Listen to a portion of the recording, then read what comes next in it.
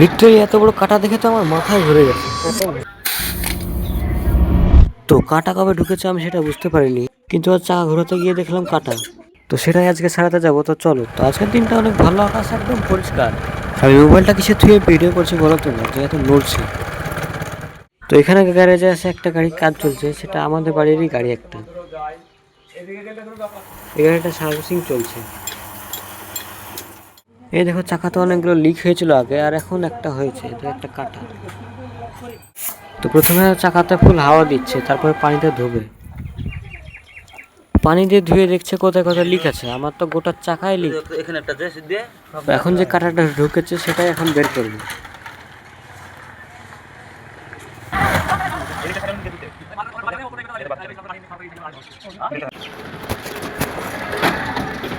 কত বড় পেরেক ঢুকেছে দেখো একবার।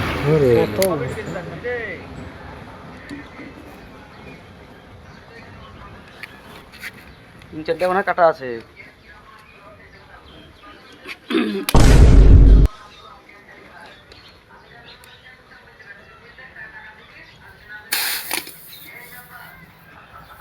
এটা যদি পুরো ঢুকিয়ে দেয় তাহলে তো চাকা আর আসতে থাকবে না।